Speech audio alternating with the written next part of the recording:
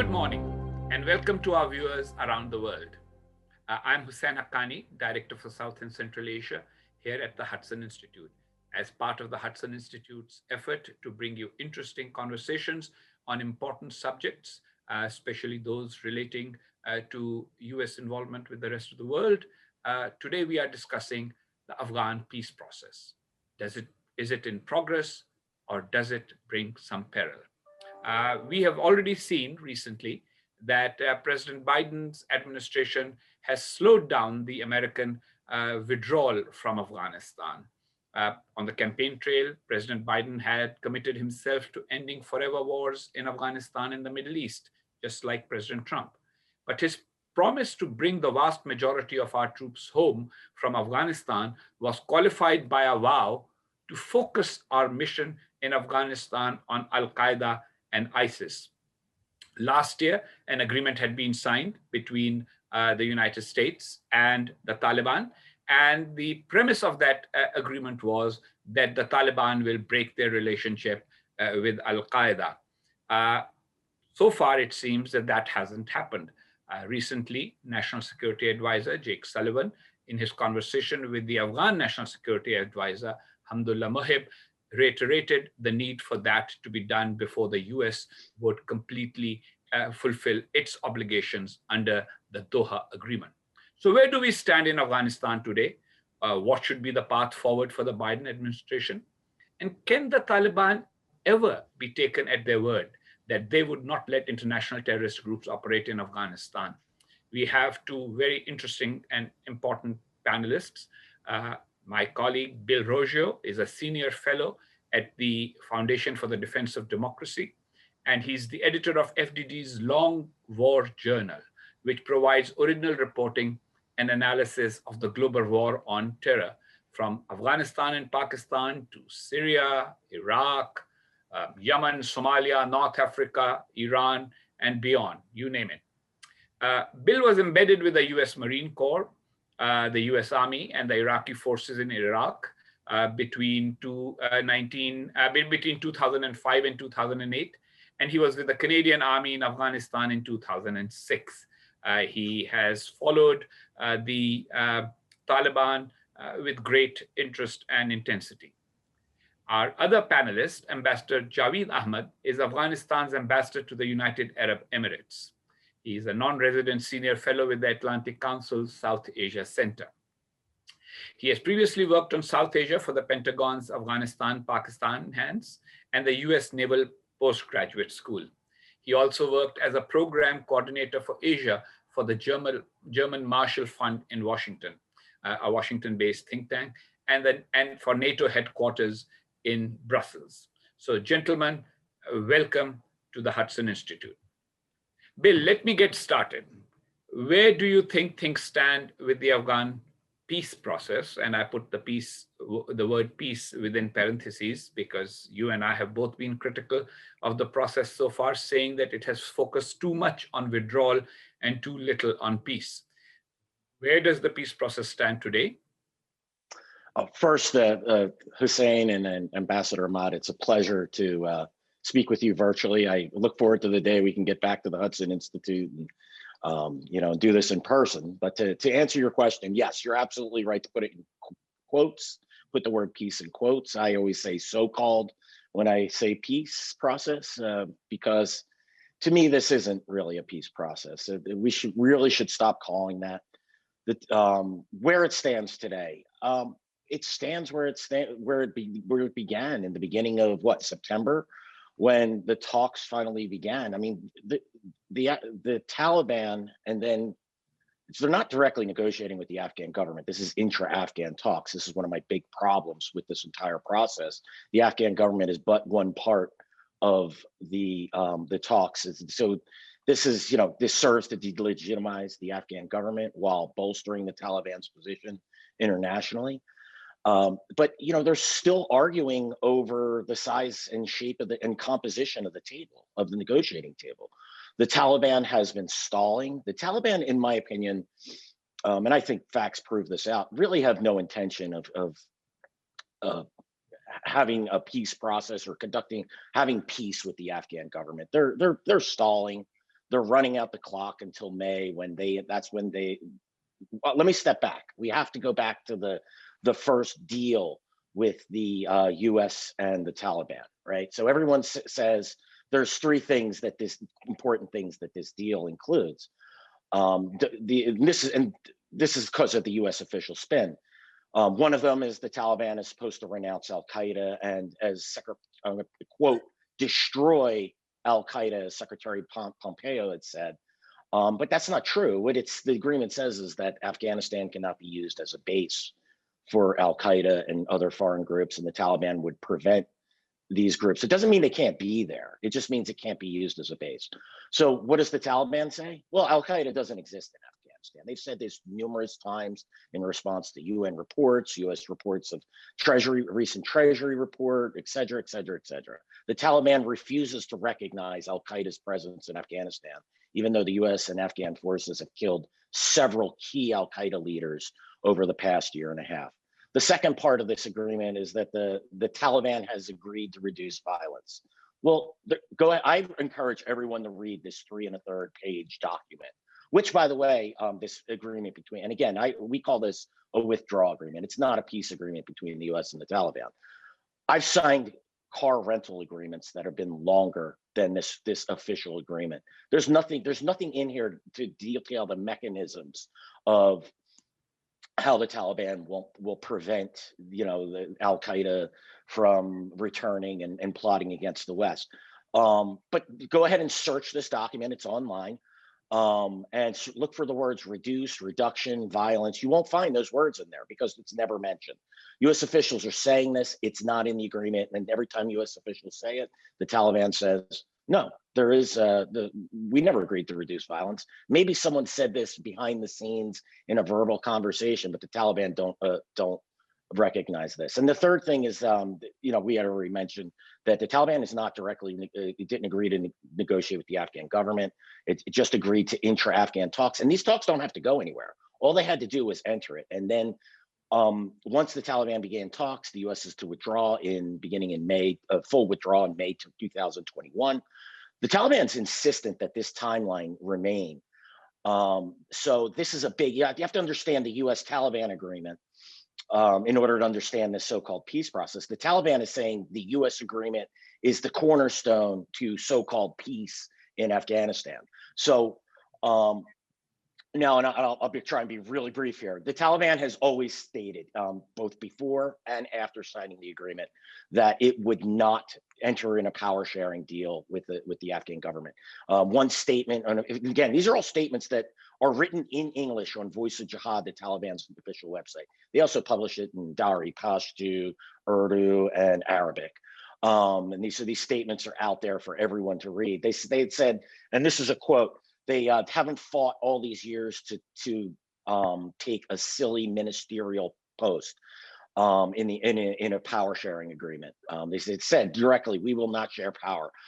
After signing the deal, and there's other statements, I'm just pointing out the two significant ones. And after signing the deal, within 1 week of signing the deal with the US, the Taliban stated, again in English, again on Voice of Jihad, that the only acceptable outcome is the reestablishment of the Islamic Emirate of Afghanistan. Of course, that's what the Taliban called its government from 1996 to 2001, with Mullah Habibullah Akhundzada, the Taliban's emir, as the leader of that government. The Taliban, again, they're stalling talks for that May 21st date. And in the meantime, what the Taliban is doing is they're hollowing out Afghan civil society with an assassination campaign they killed 2 female judges in the last couple of weeks, lawyers, doctors, humanitarian workers, politicians, reporters seem to be targeted heavily. These are all signs that the Taliban is seeking to establish its position as it goes forward. It doesn't want peace. It's just using these talks to run out the clock and to put the US in a corner, and it's going to it already is taking the fight to the Afghan government. It's not going to agree to reduce violence. It's never going to conduct a ceasefire unless it's in its interest. They've only done 2 of them, and they were short-term ceasefires or for Eid. So yeah, this isn't a peace process. Okay. You're right to put peace in quotes. Thanks. I'll come back to you, Bill, in just a second. Let me just say that only last week I published or was it on Monday, I published an op-ed in The Hill in which I made points very similar to what you have made. Yes. There are three things that stand out. The US agreement with the Taliban was under immense pressure from President Trump, who wanted to fulfill his promise to the American people during the 2016 election that he will withdraw forces from Afghanistan. So it was a withdrawal agreement. It did not have any of the elements for peace, which were all postponed. And the Taliban were made to commit only to one thing, which is that they will enter into talks. So the way the Taliban are, they've been educated in Sharia law. Sharia law, some people interpret very literally. So they say this agreement should be interpreted very literally. We were asked to enter talks. We have entered talks. We never promised that the talks will have a positive outcome or that they will result in the definition of peace that the Americans offer. The Taliban's definition of peace is that once the Islamic Emirate, which existed in Afghanistan before the Americans came, is restored, then peace is restored. That's their definition of peace. They have written that in their recent statements also. The question for us, and we will come to that in a minute, Bill, after Ambassador Javid Ahmad has spoken, what do you think were the mistakes in this negotiating process? How can they be rectified? But more important than that, the fact remains that the American public wants to get out of the war in Afghanistan. Is there a real American vital interest that requires America to at least maintain some presence in Afghanistan to ensure that the gains that have been made in Afghan society over the last 20 years, millions of children going to school, which they didn't, a robust civil society, despite the fact that some of the leaders of that civil society are being targeted for assassinations, a more or less functioning government.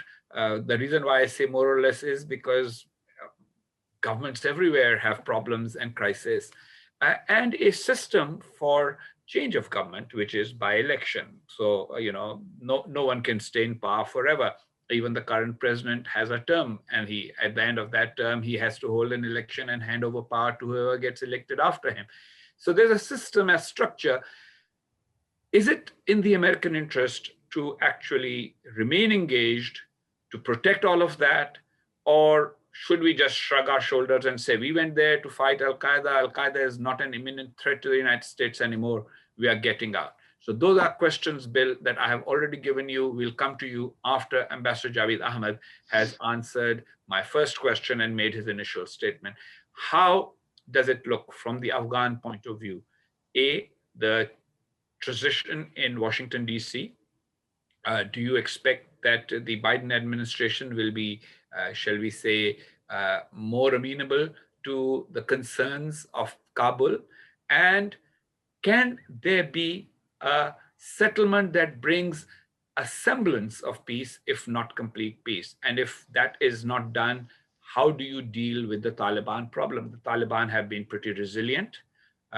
Even after 9/11, they were toppled from power, but they did not stop existing as a force, and they have continued to be a threat to Afghanistan. And the United States has had to maintain troops there along with its NATO allies for all these years. So people say 19 years is good enough. Now, why can't the Afghans fully take over? Those are the issues that I think Ambassador Javid Ahmad may want to address. Ambassador.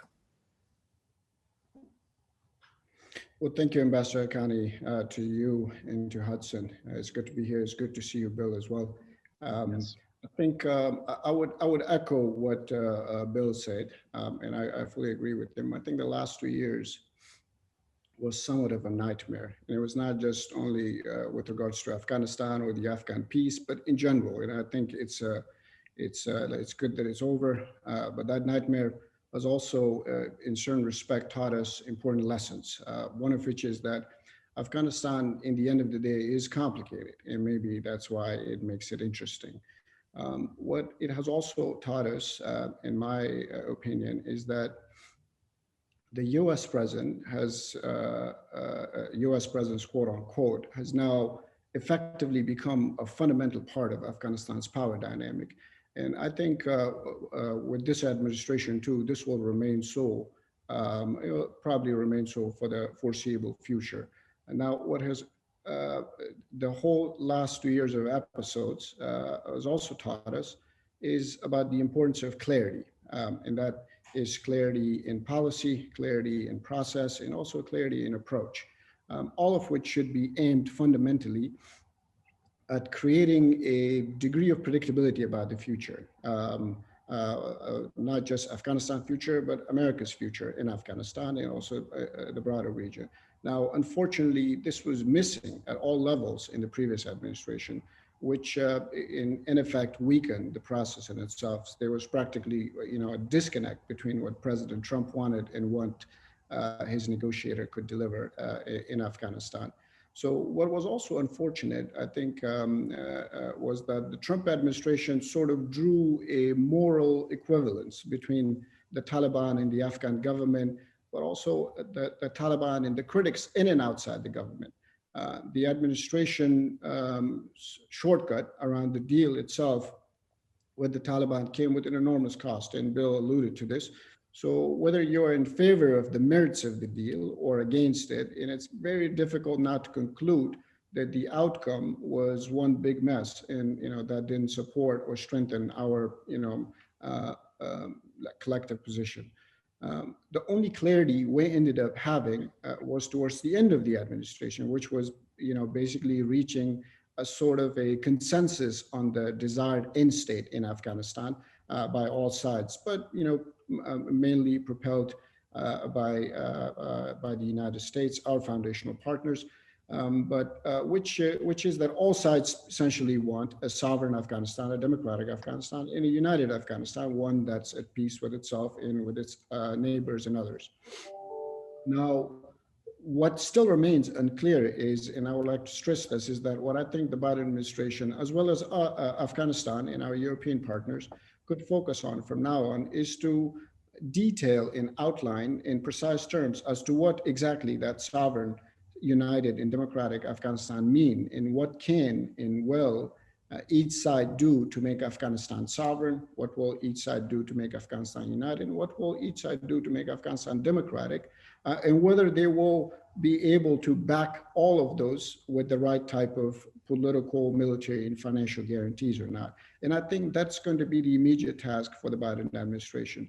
Second, I think it's great to see that the Biden administration is already focusing on Afghanistan in its first weeks in office. We didn't expect this, but we'll see once the Afghanistan review is done. We hope that rapid review just before the NATO ministerial in mid-February is done. We think that the Biden administration will likely work to redress the balance between the Taliban and the Afghan government to the extent that ensures that the Taliban abandons their pursuit of creating their own version of Afghan apartheid, which is sort of a minority, like their own minority rule over the majority of the population in whatever way they choose to. So that's why I think this is the belief of the broader Afghan public, is that a U.S. reset is not only warranted, but it's necessary, it's required. And I'm really glad that the Biden administration is reviewing the key elements of that deal. So I would say, finally, whatever the Biden administration decides, and we will find out rather soon, I think it'd be a lot more predictable, the administration in general and the team. It'd be more rational, it'd be more systematic. I think it will also be willing to take responsibility for the United States' past actions. We'll also see more message discipline when it comes to Afghanistan. We'll also see more purposefulness in their comments as well. But I think it will also be, much more accepting and critical of the reality of America's overreach in Afghanistan. And in that respect, the Afghan side is ready to work with them, and we look forward to it. Well, from what I hear, Ambassador Javid Ahmad, what you're saying is that the Afghan government and possibly the people of Afghanistan who want the current system to last and survive, even if they have some grievances against the government, that they would welcome the predictability and discipline that might come with a change of administration in Washington, D.C. At least you won't be learning about troop withdrawals and other major decisions through tweets rather than through formal discussions. Okay, Bill, simple matter. I mean, I already laid out the questions that I want you to address about, but what is at stake for the United States in Afghanistan? There is fatigue in the US. Average Joe and Jane in Kansas, I believe it was somebody who said not long ago that they don't really care about what's happening in Afghanistan. Why should they care? And how can the US actually help the situation there without having to recommit large numbers of troops? Yeah, so that is the question. So the fatigue in the United States is, it's on both sides of the aisle. The end the endless wars mantra, which I think is a massive mistake. I mean, my colleague Thomas Jocelyn and I, we constantly say it's not an endless war, it's an endless jihad. The Taliban, Al Qaeda, the Islamic State, they're not going to stop fighting just because the US disengages from all these theaters. And the Taliban will not stop fighting once the US withdraws. It says the problem in Taliban will say, the problem in Afghanistan is that is occupation. And once the US leaves, there'll be peace. What the Taliban is saying, as you said, and I joke, that it's not funny, the peace of the Taliban will not be peaceful. The Taliban seeks to, reestablish its dominance over the country, and that's what it will do. The American public doesn't understand this because you've had 3 successive administrations that has refused to educate the American people, to explain to the American people why it's important to be in Afghanistan. And it is important to remain in Afghanistan because the Taliban isn't just some insurgent group that is, has a different political view than the Afghan government. It's in bed with Al Qaeda. It's remained in bed with Al Qaeda since this war began. And a victory for the Taliban will be a victory for Al Qaeda. Now, does this mean that 9/11 is going to happen in the United States again? I think that there's been a lot of effort to stop these types of attacks, but it doesn't mean that Al Qaeda doesn't remain a direct threat to the U.S., its interests, and its allies. And a victory for the Taliban is a victory for Al Qaeda, and that's a major boom. Look, we saw what happened in Iraq when the Islamic State, took over, an area the size of Britain in Syria and in Iraq, and held it for almost 4 years before being partially defeated because they're still fighting. They've just gone underground. They've just relaunched the guerrilla war. The Taliban, it is a threat. You can't delink the Taliban and Al Qaeda. You can't. This is the problem I have with the Biden administration's what they very likely are to do. And keep in mind, they're at the moment, they're retaining Zalmay Khalilzad, and General Miller is still there. These are 2 of the biggest advocates for that US Taliban withdrawal agreement. And these are 2 individuals who have essentially, and I know I'm very undiplomatic at times, but they've been lying to us about what this agreement means, what it says the Taliban will do. And now, all of a sudden the Biden administration comes in and the Department of Defense goes, oh, well, the Taliban is, is not living up to its agreements. It's not delinking from Al Qaeda. In fact, these ties are getting stronger. So when you have this, this dynamic, the American public they've given up already. And, look, both sides of the aisle have really given up on Afghanistan, and essentially. And then you have this dynamic where the US really, all they care about, because this is what our politicians tell us, is troop numbers. How many troops are in Afghanistan? That isn't the question that needs to be answered, or that isn't the question to be asked. It's what is the US interest in Afghanistan and how is it going to achieve these interests? And then what military and political tools are we going to apply to achieve this outcome? So if that number is 2,000 troops in Afghanistan, great. If that number is 4,000, if it's 8,000, or if it's 0, whatever that number is, but we're constantly locked in this issue of how many, of bean counting American troops in Afghanistan. Well, I'm here to tell you that the 2,500 is not enough to.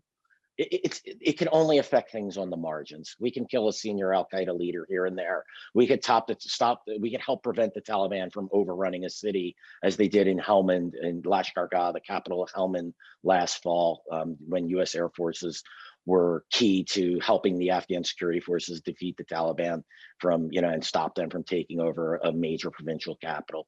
But what happens if with 2,500 troops in country, it's becoming more and more difficult to do this. the basing is gonna get constrained to what, 1 or 2 major bases. What happens if this happens if they try to take over provincial capital in Uruzgan or Baghlan or places where the US is not directly engaged anymore? But to get back to your overall question, that Taliban Al-Qaeda relationship is key. A senior Al-Qaeda leader that the US killed last fall in September. Keep in mind, as the Taliban signed a deal that said it wouldn't support Al-Qaeda, the US killed Al-Qaeda's top propaganda chief. He ran As-Sahab, which is Al-Qaeda's media organization. That's a senior level position. He's also most definitely sat on Al-Qaeda's Shura, or its executive council, decision maker, top ideologue. So, this is what's happening here. And Al-Qaeda, I'll stop there. Three takeaways, which I will put in my words. First is that the US may have been in Afghanistan for 19 years, but it hasn't had a 19-year policy for Afghanistan. Exactly right. Having 19 one-year policies. Secondly, if you're the world's leader, you cannot measure success in the number of years you've been doing something, but in what you have actually accomplished. And the US has accomplished a relatively stable Afghanistan and a government which actually cares for its people, which in a way also helps stem the tide of Islamist radicalism, which is what came and brought their problems, their wars to the United States on 9/11. So Americans need to be aware, and it is the American leadership's responsibility, and in the absence of American politicians doing it, perhaps of those of us who are in research, academia, think tanks, to try and make the American public aware that the US does have vital interests in various parts of the world. Afghanistan is a very strategically located country. It borders Iran, it borders Pakistan, both of whom are important to the United States, one because it already has nuclear weapons, the other because it's trying to get them. And then it also straddles South Asia, Central Asia, which is very oil and gas rich and has for a long time been a part of the Soviet Union. And after independence, these are new countries. They could easily be overrun by Islamist extremism unless and until the US has a presence in the region to deal with all that. And lastly, the Taliban are an ideological group. So sometimes, while you may not want to fight your enemy because you've been fighting the enemy too long, if the enemy doesn't have a deadline and a timeline, then you cannot have a deadline and a timeline unless you know what the enemy's moves are going to be. So if Al-Qaeda is going to remain there, be able to operate, the United States will have to make sure that it is not attacked and its interests are not attacked. That said, Can I just jump in there really quick? Let me just say one more thing. Yeah, sure. The number of troops, can rise and fall. And the United States doesn't need endlessly thousands of troops, but the United States does need a military and a political strategy for Afghanistan. Go ahead and say what you were about to say. Yeah, so the Taliban promised prior to 9/11 that Al-Qaeda wouldn't use Afghanistan as a base of operations. It lied then. It's been saying Al-Qaeda is not there. It signed an agreement that said it wouldn't allow. It lied prior to it got us 9/11. Why should we trust the Taliban today? So, and again, this isn't me making this up. Read this in the 9/11 Commission report, and that's a key thing. And we can't trust the Taliban to be linked from Al-Qaeda. Here's my question: why have the Taliban survived so long? The U.S. has put a large number of troops. At one point, we had more than 100,000 troops there. We have bombed all kinds of sort of Taliban convoys, targeted Taliban leaders. Ambassador Javid Ahmad said that the Taliban represent only a minority, but obviously this is an armed minority. So why have the Taliban lasted so long? A quick reply, not. I'll be very quick on this. Pakistan serves as a key base of operations, a key place of basic recruiting. Look, and the Taliban may only represent a minority, but for effective insurgencies to continue, you only need a small and fervent minority, and they have that. They control rural areas of Afghanistan, so they've been and have since the U.S. beginning of U.S. occupation. 1 or 2 districts in northern Helmand have been under control of the Taliban since the U.S. entered Afghanistan. It never fell out of the Taliban control. I think it's Bagram, I think it is. I forget the name of it, but it's in northern Helmand. So the Taliban are indoctrinating, things of that nature. Iran supplies some support. It's nothing of what the Pakistanis provide, but there's that. And the U.S., you said it, 1-year policies. The U.S. never really sought to actually defeat the Taliban, and it allowed the Taliban to maintain safe haven in Pakistan. Ambassador Ahmad, so where are we headed now? I mean, obviously, there's going to be a review, the Biden administration's review. Bill Roggio alleges that the Pakistani safe haven for the Taliban continues to flourish, although Ambassador Khalilzad has repeatedly acknowledged that it was because of Pakistan that he was able to engage in talks with the Taliban. So will Pakistan be able to help now? And if so, what kind of help would that be? And how would we move forward on that front? And will the Taliban actually accept an American desire to review the agreement that has already been signed? Or will they say, you tore up the agreement, we go back to fighting? You remember the Taliban said our strategy is to fight and talk, and the American side said under President Trump, yes, you can go ahead and do that because we understand that as long as you fight a little less. The term reduction in violence was something that people like me were very critical of, because I have never been able to understand what reduction of violence means. We'll kill 2 people rather than 10 per day, or we will kill 10 people rather than 20 per day. Is that a reduction in violence? And how does anybody calibrate that? I have always said that there should be a permanent ceasefire when governments and when state actors, which is a government, and non-state actors negotiate. Usually they have always had some kind of a ceasefire as part of the deal. That hasn't been done in Afghanistan. Can we get it now?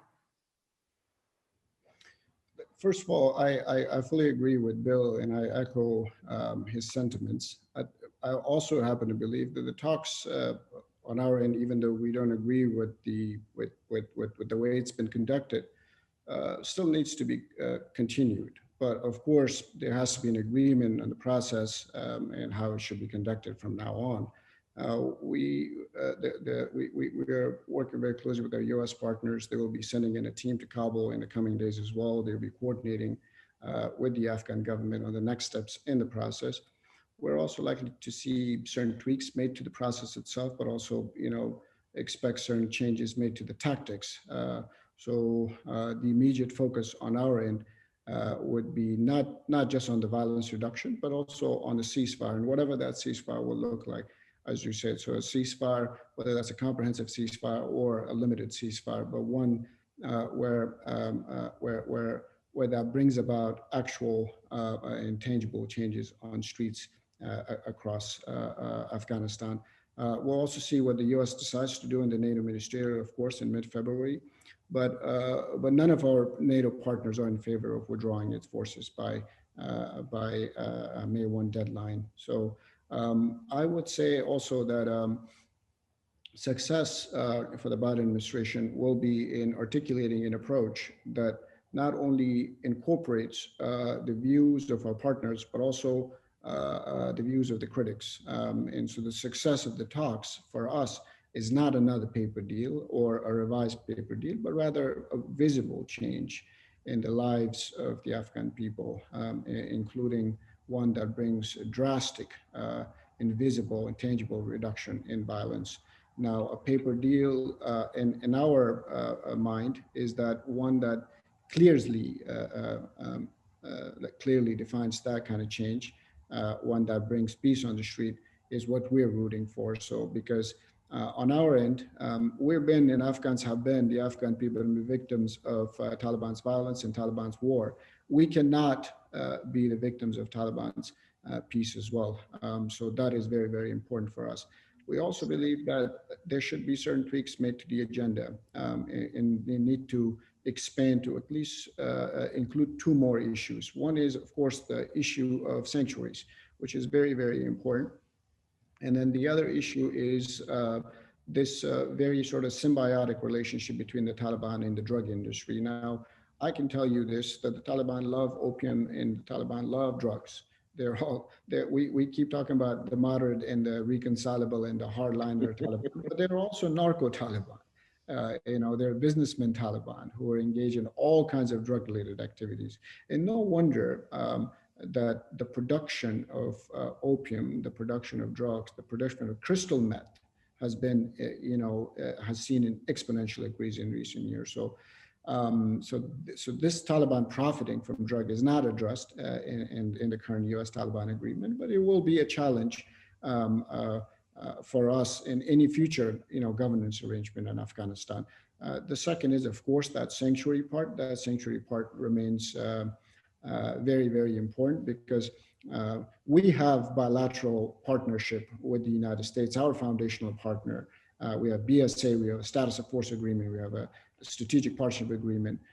We don't know what the Taliban have with their patrons. So we are very clear about our partnerships, but they need to come across to be a bit more clear in that respect as well. The other question was on, I believe, on Pakistan. Pakistan's approach, unfortunately, to the peace talks is a long view approach. There is a great deal of paranoia involved in this one, I must say. I must also say that Pakistan has done a very good job at weathering all kinds of pressure from the United States and our partners. I think Pakistan's strength is that it has diversified its relationship, namely with regional countries like China. And with that, diversification of relationship, it has also managed to diversify the risk, and in a certain respect, mitigated that level of risk.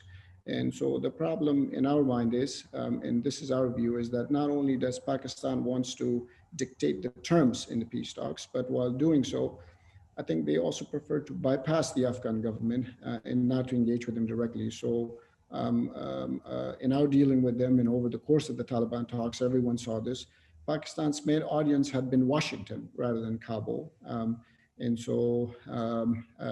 that was difficult to come to terms with them on some kind of an agreement, a bilateral agreement. And the terms that they're pushing for is basically a direct say in Afghanistan foreign and security policy.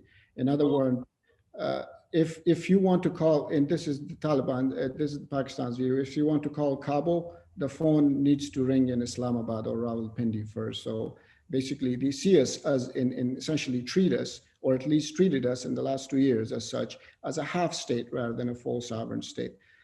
So that is a difficult proposition for us. I think there's a realization now in Afghanistan that Pakistan won't relent despite US and American pressure, because US pressure won't force Pakistan to the degree that it will relent and deliver what Afghanistan wants. So, and what Afghanistan wants will be delivered by Pakistan directly. And that will come, of course, with the price. And that price is having a say, a direct say in whatever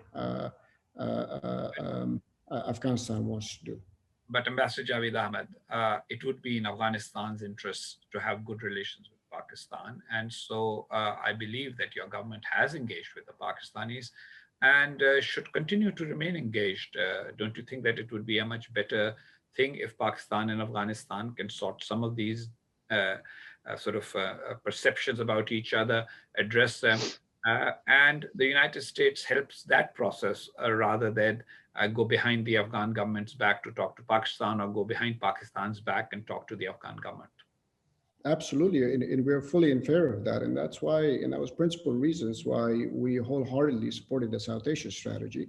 On the Afghan side, I will tell you that we need to start thinking a lot more creatively and maybe outside the box and begin to reimagine other options as well. Right. What we believe, Ambassador Haqqani, is that we believe this, that the continuity of war is warranted in the region because, countries like Pakistan, they need enemies to remain relevant. So Pakistan have their own problems. I know, they have a variety of groups, militant groups, including ones that want a Sharia system similar to the Taliban, but they never push for an emirate in Pakistan. So in this case, I think a bilateral engagement that is in good faith would be necessary. On the Afghan side, we stand ready. And Pakistan, of course, would not want an emirate in Pakistan, as you rightly pointed out. And they would argue that the failures of the Afghan government and the US policy in Afghanistan should certainly not be laid at the door of Pakistan. So there is a point there that must be grasped and understood, while understanding what do they really want in Afghanistan and what has been their role. Coming back to the critical question that we started out with. Yes, Bill's point is well taken that the American public has not been informed, and a lot of discussion of Afghanistan has been limited to an elite. But America is a democratic republic, and public opinion matters. Now, the people of Afghanistan, people of America, do not want a forever war in Afghanistan or to be part of that. What is the way around that? What is it that the Afghan government needs from the United States that enables the Afghan government to take care of its Pakistan problem, its Taliban problem, its internal problem? There's an article in Foreign Policy recently that there is a real domestic political problem in Afghanistan, which has to be dealt with. Surely, it is not in the interest of either the Afghan government or the Afghan people for the United States to be responsible for addressing it. And I don't think the American people want that. The American people don't want to solve the problems of 192 countries in the world. But it may be in American interest to help them solve their own problems. So what do you need from the United States, Ambassador Javid Ahmad, that would enable you to take over security responsibilities that so far have been performed by American forces in Afghanistan? Thank you. Ambassador Haqqani, I would say this in very concrete terms, that what we need is a reset, a US reset that involves a clear articulation what American interest in Afghanistan is and should be, and also a clear articulation how much of that national interest is practical, or how much of that engagement, future redefined engagement, is moral, and how much of it is implementable and actually doable. And the Afghan side stand ready to support in whatever way possible. I think that research should also be driven by realities on the ground, backed by the right kind of push for an outcome that's dictated by those realities on the ground. So now, as at the moment, unfortunately, the ground realities don't show or suggest a positive outcome in sight. Second, in line with that, I would say that the Biden administration, or the United States in general, should clearly define two or maybe three important things. First is that a desired peaceful end state in Afghanistan, how does an acceptable and peaceful end state in Afghanistan look like? Whether that's a sovereign, whether we stick to the current end state articulation of a sovereign, unified and democratic Afghanistan, or come up with something else. But that's very, very important. And then along with that, we need to, when that's articulated, we need to also put our full convening and convincing power behind it to support it. The second is, I think America's future in Afghanistan shouldn't be viewed and determined in a binary way, that that the United States should leave or the United States should stay. For us, for Afghanistan, and for the Afghan government in particular, that distinction is not so black and white, that U.S. leave, U.S. stay. Instead, how we view it is that it should be a redefined American mission should be articulated around U.S. presence. And so stay or leave doesn't mean much. For us, the U.S. presence matter. And I think in presence, I'm using it quote unquote, however that presence looks like. And so it's important to make that distinction as well.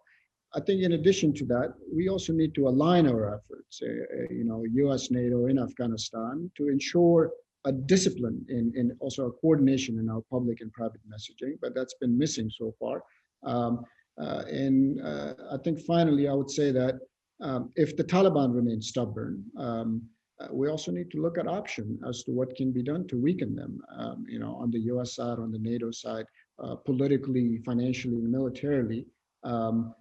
We should also be very, very careful that to understand and that the Taliban can at times dominate territory through fear and intimidation, but they can't be seen or considered to supplant a government or to conduct such activities as a government function. So we need to find out whether the Taliban, in that respect, will work with us when, to, for example, share power or join the system that's not led by them. Okay, so basically you think that the Taliban are in it to win it. They want to dominate Afghanistan. That's their end goal. And that the Doha Agreement gave them a basis for trying to reassert that. And the Biden administration's review should focus on how not to let that happen. Bill, soon after the Doha Agreement, or just around that time, Edward Luce, the columnist in the Financial Times, said that something that I also agree with, that the whole process for talks with the Taliban was modeled on the Paris peace talks for Vietnam, which was, if you remember, Henry Kissinger's famous line, designed to give a decent interval between American withdrawal and the collapse of South Vietnam, which America had supported in the war. That was the longest war that the United States fought. How does the United States avoid a similar outcome here?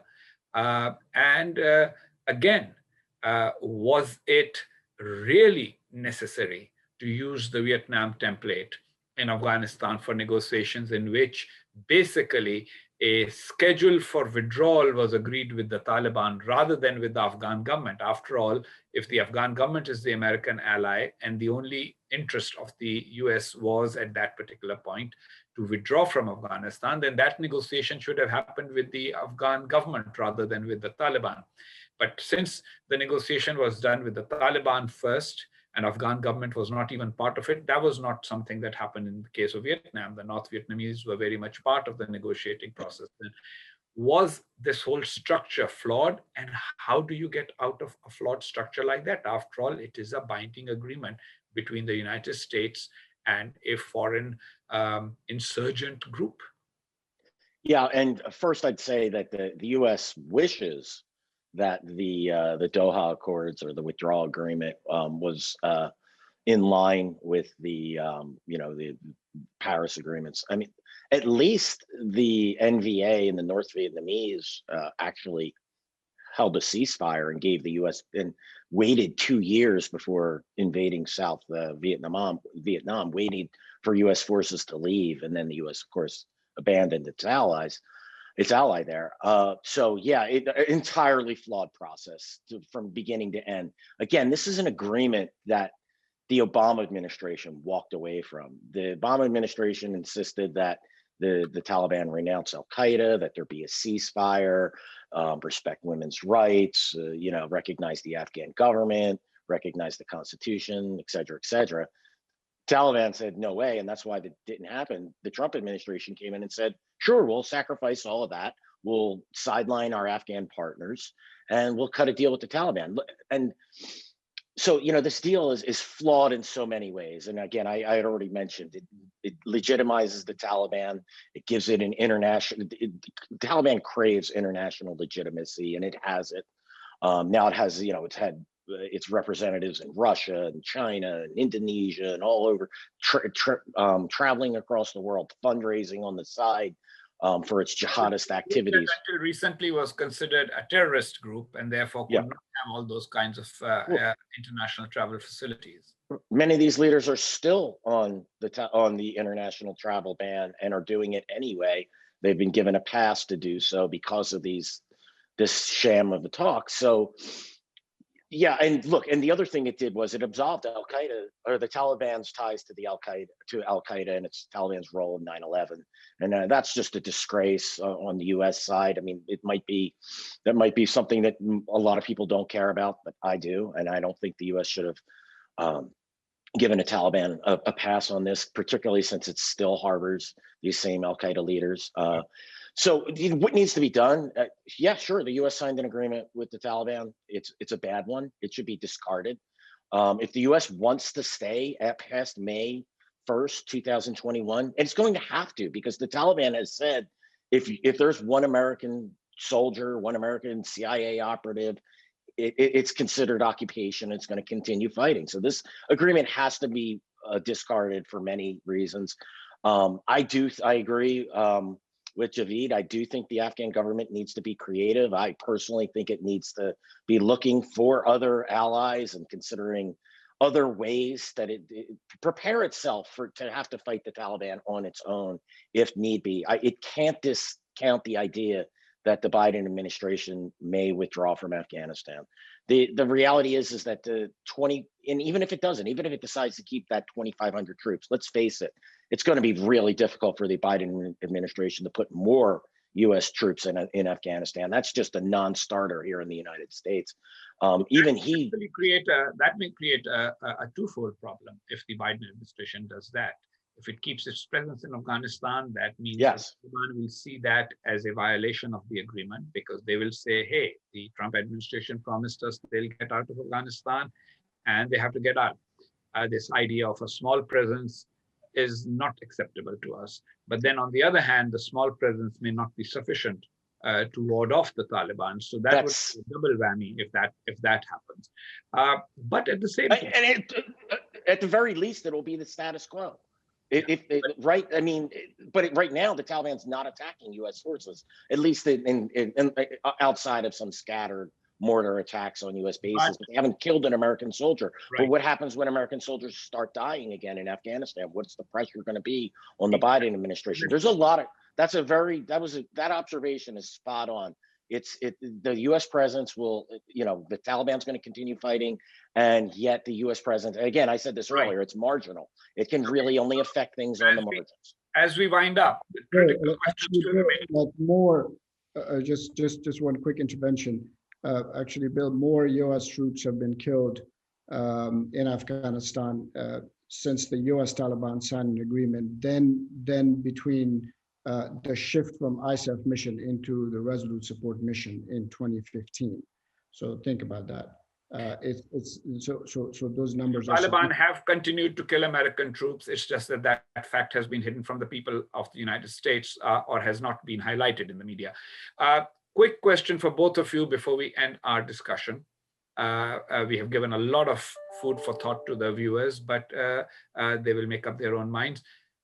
How does the United States, and quick answer from each one of you, how does the United States avoid being in a quote unquote forever war and yet not abandon the gains that have been made in Afghanistan since 9/11 and make sure that Al-Qaeda and other terrorist groups do not use Afghanistan to plot something similar again?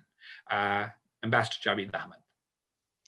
Well, it's completely up to the United States to decide how many troops it wants in Afghanistan, but we believe it should be seen under that larger rubric of presence rather than stay or leave.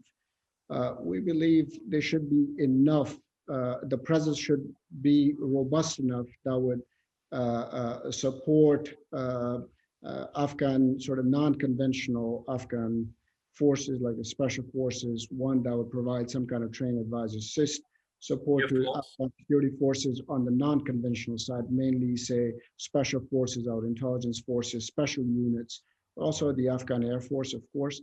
But we believe the future of, this is my judgment, but I think the future of U.S. forces would be a combination of regular and irregular forces, mainly, ones that looks in the, or comes in the forms of those like militia forces like the Host Protection Force or special intelligence units that are currently operating under their rubric like NDS 0 units, Host Protection Force, Kandahar Strike, those types of. So again, and there could be sort of other formal and informal structure that could easily come in and be formed. And but for us, the United States is a net supplier of security to Afghanistan. We believe any kind of presence that the United States would have would be useful and beneficial on both sides, mainly to our Afghan security forces. We believe in that respect, conditionality would be important, and we are open to and will welcome conditionality in that respect, including to tying it directly to a future U.S. assistance to Afghanistan. And in that respect, we also believe that the Biden administration should tie direct conditionalities to any drawdown or a shrinking of its force level.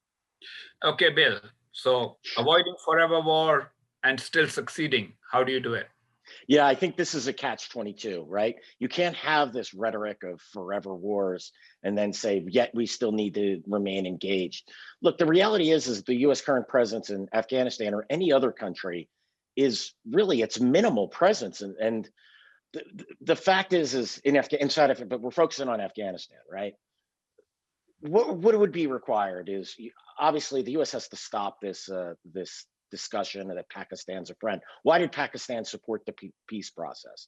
Look, Khalizade's correct. Pakistan did support it because it benefits the Taliban. The Pakistanis have gamed this out. We have to discard Pakistan as an ally. We have to consider striking. If the U.S. was serious about at least beating back the Taliban, rolling back some of their gains, getting them to stop controlling rural areas of Afghanistan, they'd have to just there would need to be an increase in forces. You'd have to have some regional basing, some strike groups to prevent the Taliban from overrunning cities or key districts. But you can't do this under the current end the endless wars nonsense or the forever wars nonsense, because you have to either the U.S. has to commit to Afghanistan security, recognize Afghanistan as a key ally, or not. I hate to be so binary about this, but again, you can't have this rhetoric that we're in forever wars and yet want to support. And look, I understand the American public's frustration, 19 years in Afghanistan, but the reality is we haven't made a significant effort. The Obama surge was one of the most cynical things I've seen in the last 2 decades. It was never intended to secure Afghanistan. It was a stopgap. We gave it the timeline for withdrawal. And as you mentioned, Hussein, we've had 19 single years. I don't expect this to change now. I don't expect the United States to get a clue, U.S. policymakers to get a clue and actually do things right at this point in time. I wish they would. I have a plan for them if they choose to do this. But under the current bean counting of how many troops we have in country, and this failure to recognize the Taliban Al Qaeda alliance and what this means, or even recognizing what Al Qaeda is and things of that nature, I just don't see how this is done. I think what has happened is that 9/11, and we are coming up to the 20th anniversary of 9/11 in September 2021, has kind of been forgotten. It has. People said we will never forget, but people have forgotten. And the consequence of that is that plus the realization that maybe we incurred too many losses fighting in Afghanistan and did not have an end in sight has led to frustration. But the United States is the world's leader, wants to retain world leadership. China is looking over the shoulder and trying to replace the United States as a potential global hegemon. In such a situation, the United States has to have a well thought out strategy. We have given some ideas, not exhaustive list of ideas on Afghanistan today, but I hope that we will continue the discussion. The most important thing is that it's in the United States' interest to have stability and peace in Afghanistan and not a return of the Taliban to complete power. Yet, the negotiating process is complicated and perhaps will have many more stages than just the Doha Agreement. Thank you very much for joining us today, Ambassador Javid Ahmad and Bill Roggio. Thank you. Thank you.